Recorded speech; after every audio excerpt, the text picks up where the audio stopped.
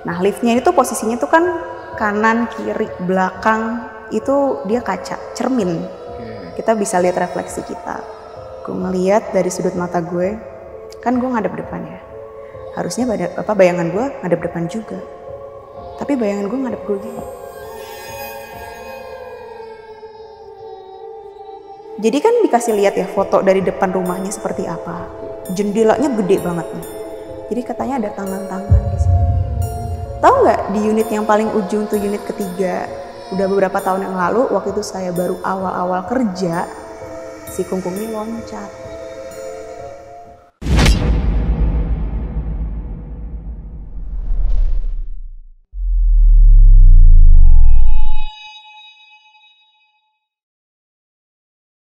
Halo pasukan Lentera Malam, balik lagi bareng gua Adit. Dan buat pasukan Lentera Malam lagi ngapain di malam ini? Nonton Lentera Malam sambil ngapain? Gue pengen tahu, coba komen di kolom komentar. Kalian lagi ngapain? Lagi makan mie, lagi ngopi, lagi sebat, atau lagi ngapain? Kalian tulis di kolom komentar. Dan sambil kalian komen, kita langsung aja masuk ke Saksi Misteri.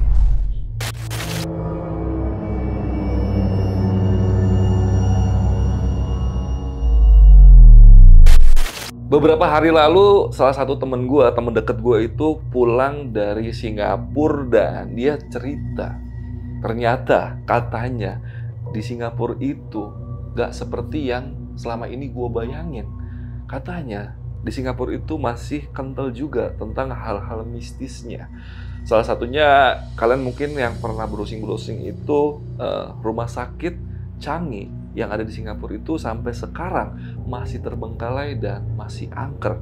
Bahkan infonya saat-saat sekarang ini itu udah banyak banget konten kreator yang udah nggak berani mampir ke rumah sakit tersebut untuk bikin konten karena saking seremnya tempat itu. Dan konon katanya juga pemerintah Singapura juga ada ambil andilnya kenapa rumah sakit tersebut sampai sekarang itu masih terbengkalai. Dan mungkin nanti bakal diceritain sama narasumber malam ini yang bakal cerita karena dia ini adalah salah satu alumni universitas yang ada di Singapura, di mana dia sempat 2 tahun kurang lebih tinggal di Singapura. Dan banyak banget nih pengalaman mistis yang dia alamin ketika dia di Singapura. Nah makanya malam ini gue undang dia untuk mampir ke Lentera Malam untuk menjawab rasa penasaran gue tentang seperti apa sih seremnya Singapura itu di balik kemewahan dan keglamuran Singapura. Dan narasumbernya udah duduk di sebelah gue malam ini dan kita sapa dulu aja narasumbernya. Di sebelah gue udah ada Lele. Le, apa kabar Le? Baik Kak. Thank you banget nih udah nyempetin waktunya untuk mampir di Lentera Malam. Dan malam ini lu mau cerita tentang pengalaman lu waktu di Singapura. Iya betul. Singapura ini kan terkenal dengan negara maju dan udah modern banget nih. Gue pikir tuh nggak ada kisah horor di Singapura dan ternyata lu pernah ngalamin hal horor di sana gitu. Awalnya gue juga kaget. Pertama kali pindah, dipikirnya kan negara modern ya, nggak mungkin ada yang aneh-aneh. Orang sampai bokap gue juga bilang, gak usah takut, nggak ada hantu di Singapura. Dateng, dapat apartemen bonus hantu. Gara-garanya ternyata jauh sebelum gue pindah ke Singapura, di apartemen gue, di lantai yang sama, pernah ada orang loncat. Dari lantai tempat lu tinggal itu? Iya, lantai yang sama. Dan buat pasukan Lentera Malam yang penasaran sama cerita lengkap dari Lele, simak terus podcast ini sampai habis. Jangan ini di skip, cukup skip iklannya aja. Tapi sebelum itu gue mau infoin dulu nih buat pasukan Lentera Malam yang pengen jadi narasumber seperti Lele yang ada di sebelah gue, kalian bisa langsung aja DM ke Instagram Lentera Malam, nanti bakal diarahin sama produsernya Lentera Malam. Dan Le, udah siap nih untuk share pengalaman lu malam ini? Udah. Oke, langsung aja kita masuk ke ceritanya.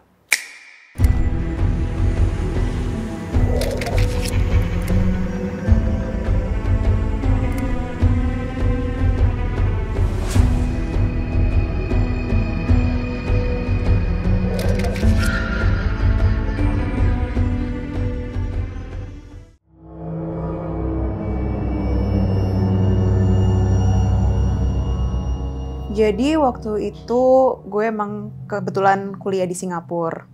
Gue ngambil jurusan akuntansi dan waktu itu salah satu permasalahannya adalah nyari apartemen.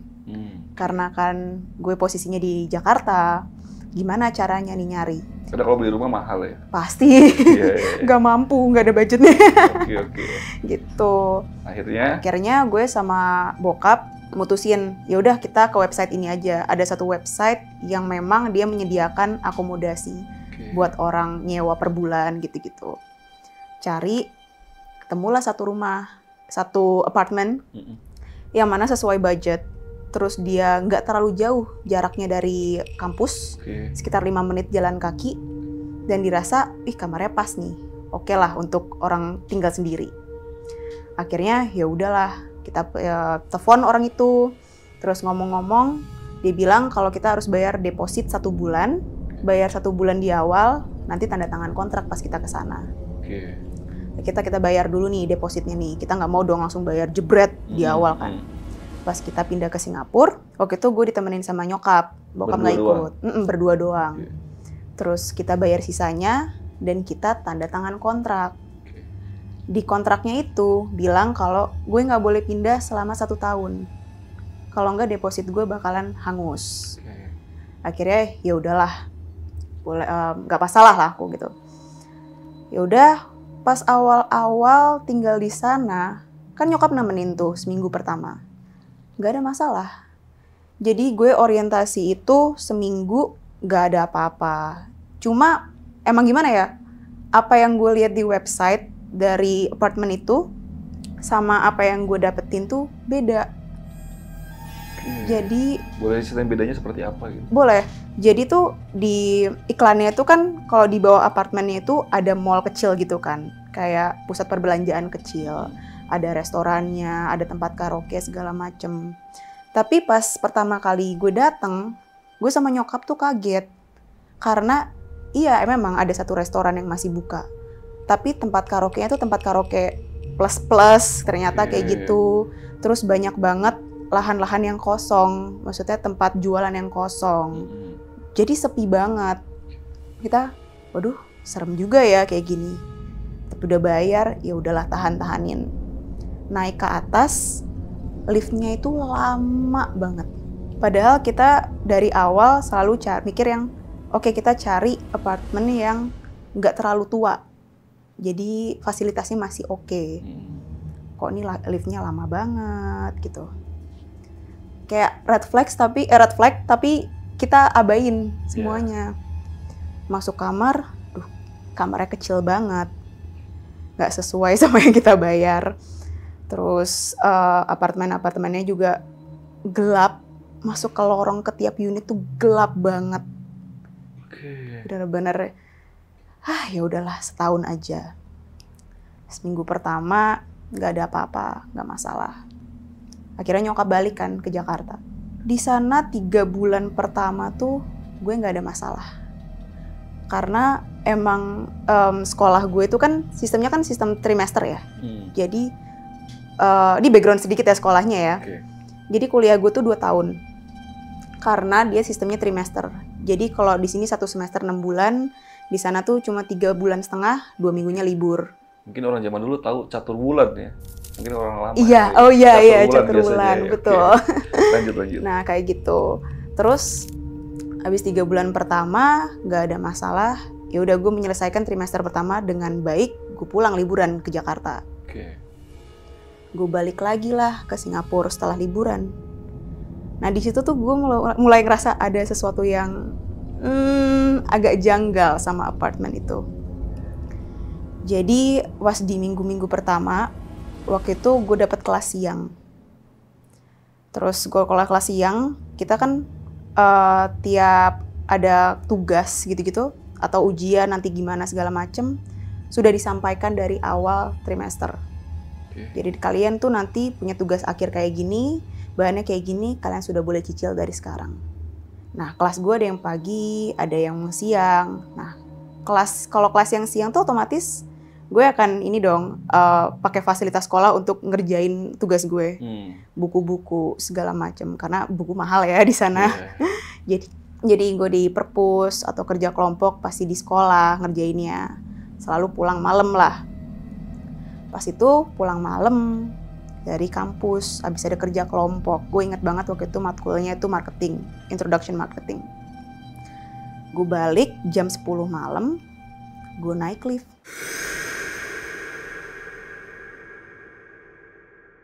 Naik ke atas. Nah, liftnya itu posisinya tuh kan kanan, kiri, belakang. Itu dia kaca, cermin. Kita bisa lihat refleksi kita. Kita bisa lihat juga dong dari sudut mata kita, apa yang di sebelah kita gitu. Gue ngeliat dari sudut mata gue, kan gue ngadep depan ya. Harusnya bayangan gue ngadep depan juga. Tapi bayangan gue ngadep gue gini. Menghadap ke arah lu? Ngadep ke arah gue. Berarti ketika lu nengok, lu tatap-tatapan sama lu sendiri? Gue nggak nengok, gue ngeliat dari sudut mata gue begini. Dan dia lagi nengok kalau gini. Nggak serem, nggak, tapi dia gini. Ngeliatin ke arah lu? Tuh, gue doa. Bingung lah, itu kok bisa gitu. Nggak make sense. Perasaan kayaknya tadi gue nggak miring deh apa gimana. Itu dari bawah sampai atas dia masih ngeliatin gue. Gue jadi merinding. Karena berasa banget gimana waktu itu dia ngeliatin. Bingung dan takut. Dan panik. Karena liftnya lama banget. Waktu itu apartemen gue tuh di lantai 5 unitnya. Duh, gimana nih. Ting, buka lah lift. Keluar. Aman tuh. Nah, sampai akhirnya beberapa minggu kemudian, gue ke kelas siang lagi nih. Pas di hari yang sama, tapi sudah beberapa minggu kemudian. Kelas siang lagi. Gue keluar, gue masuk lift. Ada kakek-kakek ikutan masuk. Kungkung, kita di sana manggilnya kungkung. Kungkung ikutan masuk. Gue bingung dong. Ini kakek-kakek ngapain ikutan gitu. Ini udah tua banget, beneran udah tua banget. Ini pengasuhnya kemana? Terus gue senyumin lah. Tapi dia diem aja, dia nggak senyumin balik. Ya udah, turun sampai bawah.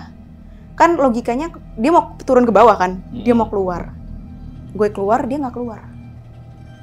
Sampai pintu lift nutup lagi, dia masih di dalam. Di otak gue mungkin, dia udah agak ini kali ya lupa ingatan, mungkin dia bingung mau ngapain. Lagi ke atas. Malamnya pulang kerja kelompok. Ini tapi nggak semalam sebelumnya. Ini kayak masih jam 7, jam 8. Gue naik lagi ke apartemen. Gue ngeliat lagi bayangan gue ngeliat gue begini. Di lift yang sama. Gue ngeliat dari sudut mata gue. Dan itu bayangannya gini. Ngeliatin. Pertama mikir, oke udah nggak bingung lagi. Karena udah pernah kejadian sebelumnya. Berarti ini nggak salah lihat, nyata gitu. Masuk keluar lift, masuk kamar, itu gue udah takutnya setengah mati, bener-bener takut banget. Gue cerita sama nyokap juga kan, ya nyokap ya cuma bisa sabar-sabarin. Ya udah nanti kalau trimester depan kamu udah kelar, pindah aja gitu. Tahan-tahanin tuh kayak gitu. Ini ada apa? Kok bisa kayak gini? Kok serem banget? Gue juga nggak kebayang ya, karena kan selama ini kita taunya kan kisah horor tuh di Indonesia ya. Ada hantu, ada apa. Ini gue di luar negeri, kok bisa ada juga. Ya kan? Mungkin salah lihat, salah apa gitu. Akhirnya gue menjalani trimester itu, nggak masalah. Ya gue nggak pernah lihat lagi sih habis itu bayangan gue kayak gitu. Cuma 2 kali itu doang. 2 kali itu aja? Sampai akhirnya di akhir trimester, gue kenalan lah nih sama salah satu ART. Jadi unitnya dia tuh samping unit gue persis. Sebelahan banget. Sebelahan banget. Nah, habis itu gue kenalan. ART-nya ini orang Filipina. Nah, yaudah kenalan karena dia sering ngajak jalan-jalan anjing majikannya. Nah, gue sering kan kayak, ih lucu gitu kan. Dari situ kita kenal. Sama sering ngobrol, akhirnya tanyalah, nih pernah ngalamin kejadian aneh nggak sih di sini, di apartemen ini? Aku sering kayak ngerasa nggak nyaman di sini. Pengennya ntar kalau ada waktu udah inilah, kalau misalnya iya kontraknya habis mau pindah. Terus si ART-nya, itu kungkung. Dia bilang kungkung tuh kakek. Kakek siapa? Tahu nggak di unit yang paling ujung tuh unit ketiga. Iya, dulu ada yang tinggal, kakek-kakek tua, emang agak stres. Udah beberapa tahun yang lalu, waktu itu saya baru awal-awal kerja, si Kungkung ini loncat. Merinding gue. Sampai sekarang masih bayanginnya masih merinding. Loncat. Oke, terus? Udah beberapa tahun yang lalu. Kayaknya masih berputar di situ. Bahkan si ART ini juga bilang, saya beberapa kali lihat juga, orang-orang sini udah pada tahu. Satpam aja tahu. Suka turun-turun kan? Jadi aku ngerasa, duh jangan-jangan ya waktu itu aku lihat si Kungkung yang itu. Yang di lift waktu itu? Iya. Berarti dari kata-kata tadi yang ART sebelah lu bilang, kalau si Kungkung itu sering naik turun di apartemen tersebut, kemungkinan besar kakek-kakek yang lu temuin waktu itu adalah si Kungkung itu. Gue merasanya gitu juga, Kak. Anjir. Karena makin merindingnya karena apa yang dia omongin kok persis naik turun. Pernah turun sama kakek-kakek. Ini jangan-jangan kakek-kakek yang sama. Dan lu sempet nanya gak sih perawakan kakek-kakeknya seperti apa yang waktu itu lompat dan lu compare sama yang bareng sama lu di lift gitu? Sempet lu tanyain gak? Nggak nanya, sayangnya. Harusnya nanya ya. Iya. Udah keburu takut. Tapi di saat itu lu udah langsung kepikiran, jangan-jangan dia. Kepikiran, tapi kepikirannya kan, sorry ya gue agak lola gitu kan. Kepikirannya tuh kayak baru beberapa hari. Jangan-jangan yang dibilang sama Simba itu, ini lagi kakek-kakek yang gue pernah turun bareng. Kungkung itu artinya kakek? Kakek, bahasa Chinese ya, kalau nggak salah. Bahasa Mandarin. Kalau nggak salah ya. Kungkung.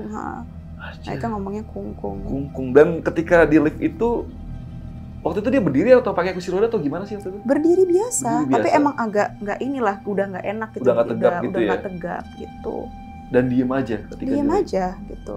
Lu keluar dia masih diem aja masih di dalam? Di situ. Lu sempat tengok ke belakang gitu? Nengok belakang sampai pintunya nutup, dia masih dalam situ. Gue kira dia ya udah hilang ingatan atau kan kadang kan orang tua suka ya maaf ya ada masalah sama ingatan. Karena udah tua banget itu yang lu lihat. Tua banget. Ketika liftnya nutup itu dia masih ngeliat ke arah lu atau dia nggak ngeliat ke arah? Dia diem kosong aja? Diem aja kosong aja.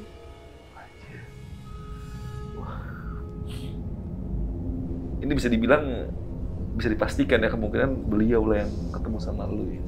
Waktu itu gue udah nggak mau mikirin lagi karena udah takut kan, masih ada 4 bulan lagi gue di situ. Iya. Udah. Dan berarti di apartemen pertama kejadian mistis terakhir yang lu rasain yang si Kungkung itulah ya. Dan lu dapet jawabannya kemungkinan besar itu yang lompat itu. Dan setelah itu lu kan berniat untuk pindah apartemen. Akhirnya pindah nggak? Akhirnya pindah.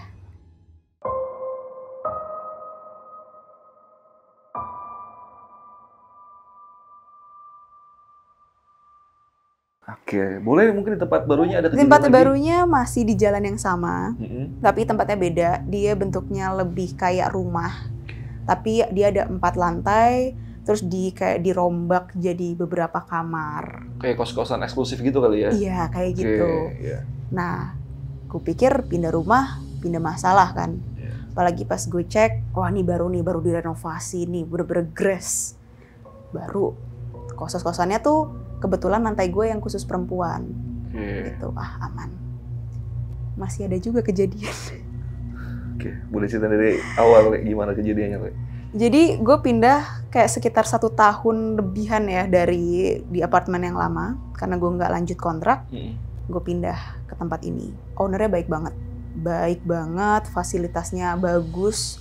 Warna rumahnya tuh di dalamnya semuanya putih, interiornya tuh putih. Bersih lah berasanya. Bersih, jadi cerah kan, terang gitu. Dari luar juga kelihatan, dari dalam kelihatan keluar. Wah ini aman lah. Terus tinggal di sana, nggak ada masalah awal-awalnya. Gue kenalan, sebelah gue tuh orang Indonesia kebetulan. Dia mahasiswa S2. Kenalan, sebut aja namanya Tia ya. Sering ngobrol nih kita. Dia emang kebetulan sering kayak bawa temennya ke rumah ngobrol, tapi sebentar temennya pulang gitu. Beberapa minggu berjalan gue tinggal di situ, kayak gue ngerasa kok di rumah tuh ada tangga karena cuma 4 lantai, tapi dia juga ada liftnya. Liftnya ya udah lift standar rumah gitu, nggak bagus-bagus amat. Pintunya pintu transparan gitu. kok tengah malam sering ada lift naik ke atas. Padahal kalau lebih make sense kalau lift dari atas turun ke bawah. Karena ada yang mau naik. Karena ya enggak, karena ada yang dari atas turun ke bawah, atau yang dari bawah naik ke atas, terus habis itu nanti liftnya turun sendiri. Terus sering banget nih naik ke lantai gue. Lu di lantai berapa? 3. Terus ya udah kadang-kadang suka gue intip dong. Lift naik ting, ngebuka, tapi nggak ada apa-apa. Kosong. Terus nanti ditutup lagi. Di otak gue mikirnya, error. Lift rumah mungkin nggak sebagus lift apartemen. Ya udah. Sampai itu cuma sekali doang tuh. Sampai beberapa minggu lagi kemudian teman gue tiba-tiba jadi sering ketawa-tawa nih di kamarnya. Ketawa biasa aja, kayak kita ketawa kayak kayak nonton film gitu. Terus dia juga nangis gitu. Nangisnya dia nangis biasa, nangis orang gimana sih ya, kayak nangis diputusin pacar gitu. Nggak tahu kenapa di situ gue di otak gue, oh mungkin dia baru beli TV mungkin. Jadi nonton lebih berasa feel-nya, terus ketawa. Gue chat tuh, Tia, lo habis beli TV ya? Seru banget. Sebenarnya gue ngomong kayak gitu karena gue merasa terganggu. Kenceng banget. Dikit lah ya, karena suaranya kenceng banget ke lu ya. Bener banget. Terus dia bilang, hah? Gue udah beberapa minggu balik ke Indo, kan S2 gue udah selesai. Sebelahnya kosong udah beberapa minggu. Dan lu sering dengar suara orang nangis dan ketawa. Tapi ketawanya dia, ketawanya si Tia ini. Dan ya udah, jadi dan itu berlanjut. Nanti kadang-kadang gue dengar suara ketawa. Terus nanti kalau teman gue datang main gitu, teman gue ketawa-tawa. Udah. Gak cuma gue doang yang denger. Dan kondisinya lu tahu itu udah gak ada orang di situ. Udah gak ada orang. Tapi gue gak bilang ke temen kayak, udah tangga gue tuh kayak gitu. Ketawa, nangis.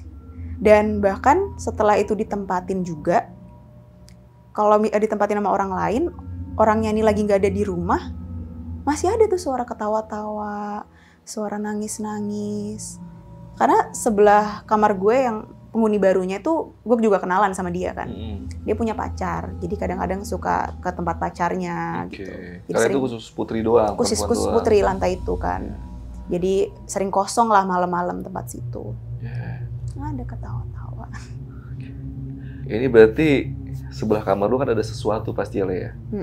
Lu sempet gak sih ngobrol sama tetangga lu yang sebelah lagi atau sama pemilik kos gitu, kamar sebelah itu sebenarnya ada apa gitu? Pernah ngomongin ini ke landlordnya, ke pemilik apartemennya. Tapi dia kayak nyanggah, aduh kamu tuh imajinasi aja, karena dia orangnya religius banget.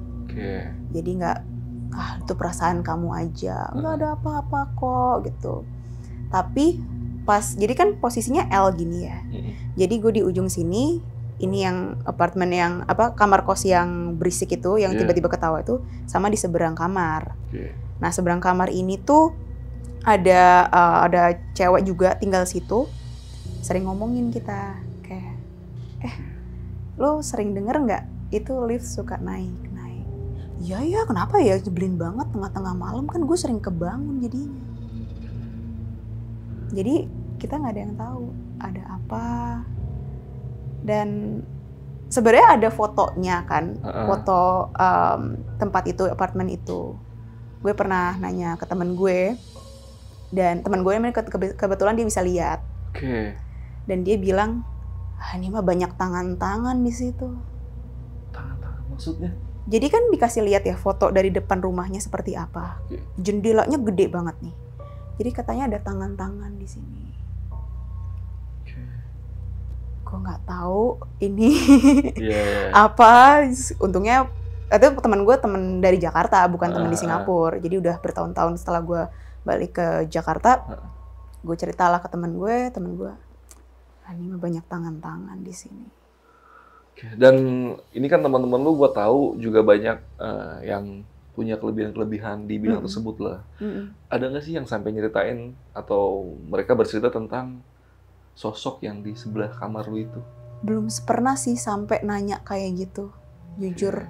Karena gue tahu ya kalau ngelihat kayak gitu kan nguras energi, takutnya malah ngebebanin padahal udah nggak tinggal di situ. Tapi jujur sebenarnya kepo, pengen tahu ada apa di situ. Kenapa ada ketawa-tawa dan ketawanya tuh menyerupai orang. Iya. Bukan ketawa yang serem. Bukan kayak kuntilanak biasa kita. Bukan sama sekali. Kayak orang biasa aja sebenarnya. Kayak kita ketawa, ada teman ngelawak terus kita ketawa. Udah normal aja. Jadinya nggak takut. Tapi pas tahu teman gue ternyata udah pindah ya gue juga takut. Gila.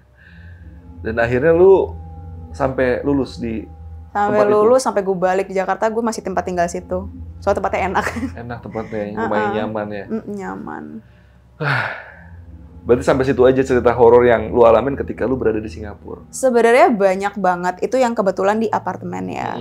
Sebenarnya ada beberapa tempat lagi. Kayak ada satu daerah benteng. Ini boleh gue sebutin nggak nama tempatnya? Boleh kali kan luar negeri lah ya. Iya, aman-aman aja sih ya. Ada daerah namanya Fort Canning. Oke. Jadi itu benteng peninggalan zaman dulu. Nah itu udah kental banget ceritanya. Kalau jangan ngomong aneh-aneh. Pantangannya di situ nggak boleh ngomong aneh. Bukan pantangan ya, kita kayak semua tempat pasti ada pantangannya pasti ya. Iya. Nah aku di situ, gue di situ. Gue tuh kalau ngomong emang agak sompral mulutnya, ngomong kasar. Sampai rumah berasa kayak ada yang glendot aja waktu itu gue sama pacar gue, sama mantan gue. Duh, pegel nih. Dianterin lah sampai ke bus stop karena gue mau pulang. Bilangin sama mantan gue, ntar sebelum masuk ke pagar, lo masuk pakai kaki kanan, bilang assalamualaikum. Gitu. Udah gue akhirnya sampai rumah gue gituin, masuk pintu lega. Nggak tahu bener atau enggak, sugesti atau bukan, tapi beneran lega. Oke. Dan lu tahu nggak urban legend dari tempat itu apa gitu?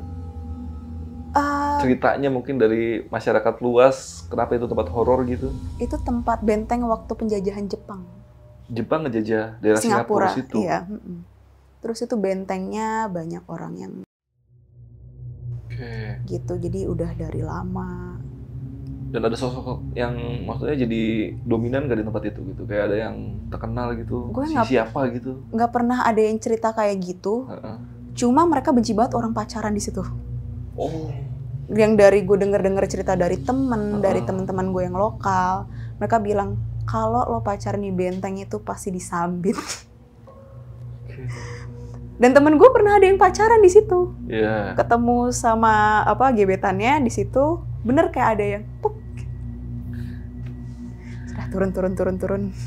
Urban legend mirip-mirip juga kayak Indonesia sebenarnya, Singapura juga ya. Karena kan ada juga salah satu tempat gitu ibaratnya kita kesana nggak boleh sama pacar atau nggak boleh pacaran, nanti kalau pulang nanti bisa putus. Dan mungkin itu urban legend di situ kayak gitu juga kali, karena sekarang udah jadi mantan soalnya. Udah jadi mantan.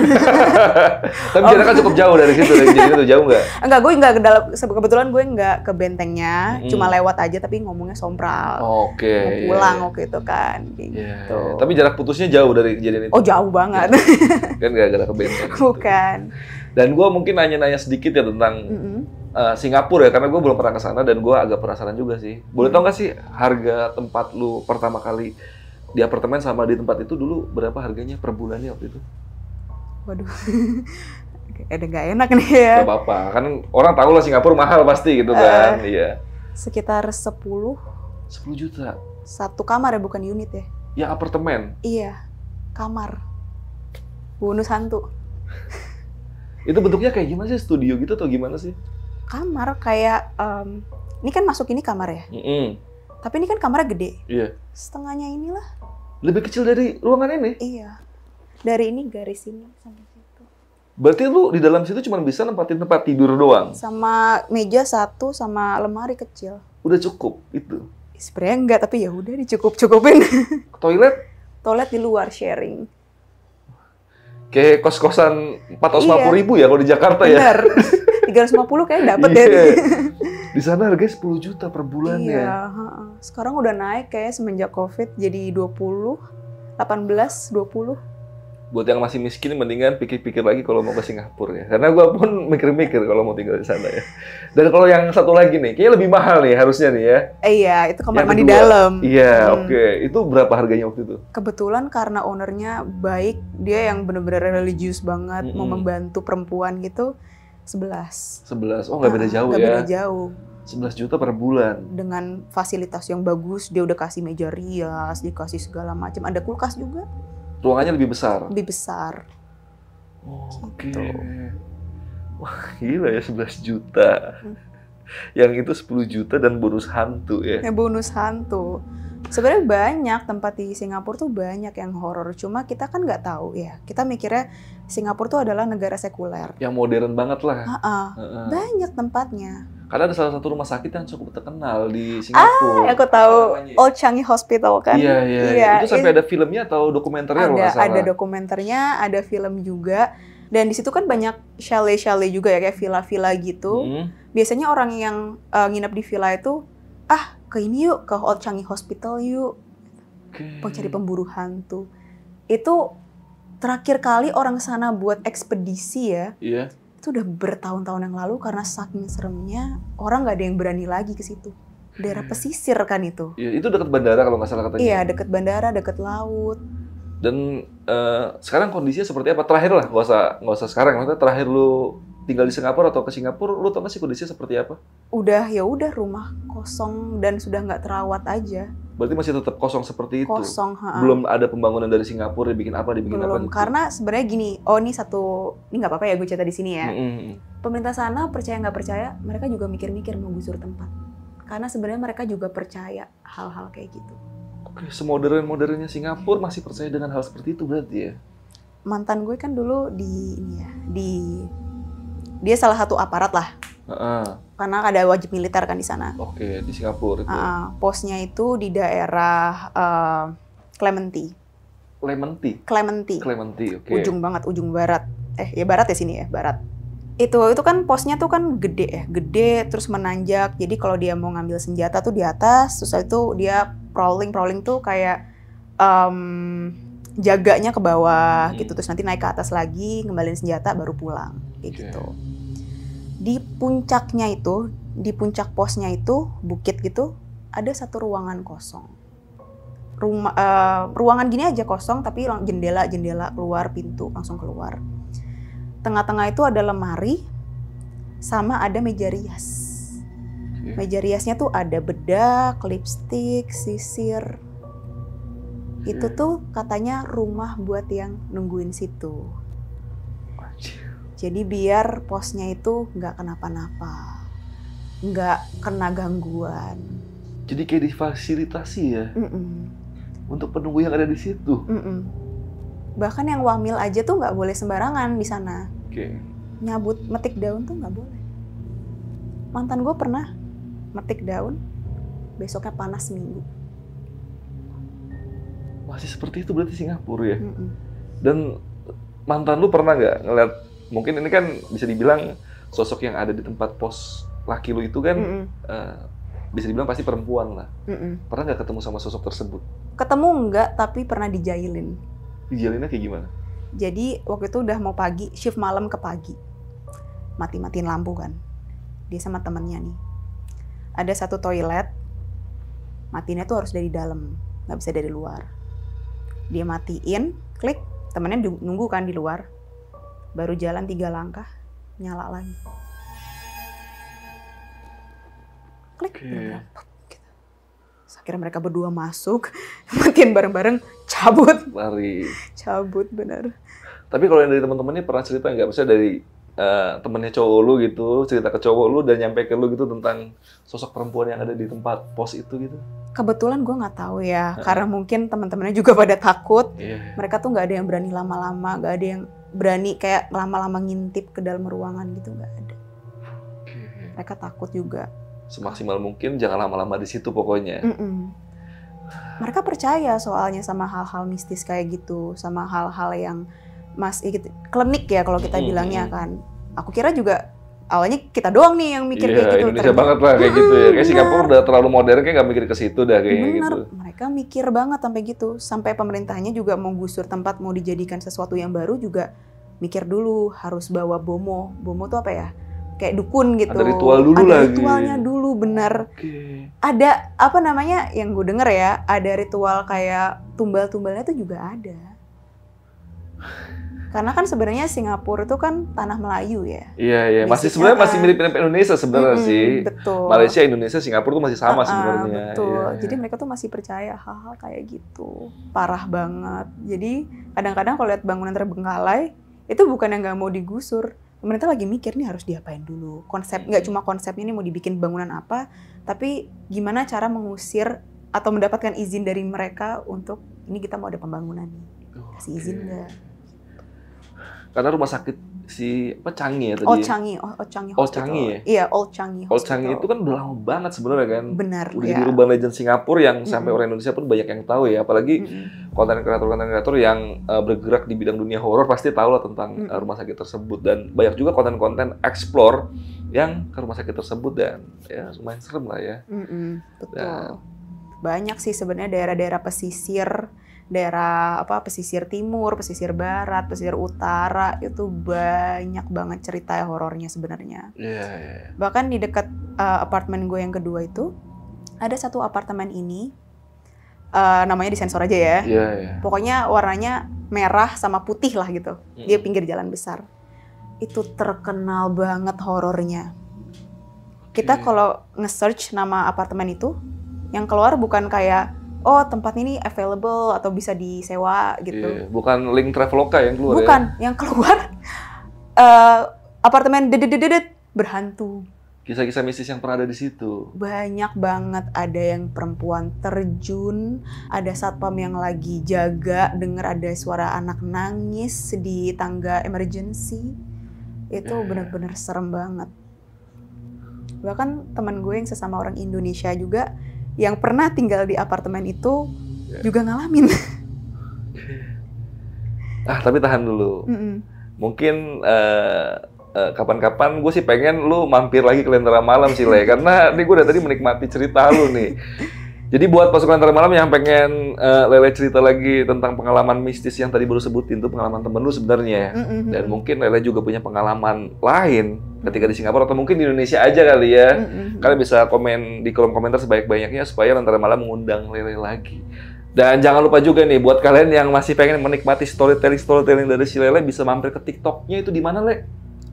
Monica Rajalele. Monica Rajalele. Gue juga ada YouTube, Kak. Ada YouTube juga? YouTube di mana? Di Monica Rajalele juga. Oke. Nanti bisa kalian mampir ke YouTube atau ke TikTok-nya si Lele ini. Dan mungkin gue satu yang penasaran sih, Le. Lu kenapa namanya yang lu ambil Lelenya? Ini kan kayak nama ikan gitu. Enggak, kenapa nama yang lu pakai Lele itu? Sebenarnya nama asli aku tuh Monica Rachel. Tapi waktu kecil kan gue hitam banget, butek gitu. Terus sama temen gue bilang gini, kebagusan nama lo kayak gitu, udah Monica Rajalele aja kayak beras gitu. Iya, Rajalele ini ya, nama beras ya. Akhirnya keinget sampai sekarang, jadi semua sosial media namanya Monica Rajalele. Dan awalnya lo tersinggung nggak dengan sebutan itu awalnya dulu? Enggak ya, kan dibilang gue Lola dari awal. Dan akhirnya lu pakai lah jadi nama panggung lu. Iya, lu betul. lebih senang dipanggil Lele ya. Karena tadi gue pengen nyebut nama lu Monica, Lele aja. Kayak ikan gitu. Dan sekali lagi thank you banget nih, Le. Lu udah mampir ke Lentera Malam. Makasih juga udah diundang, Mas, ke Lentera Malam.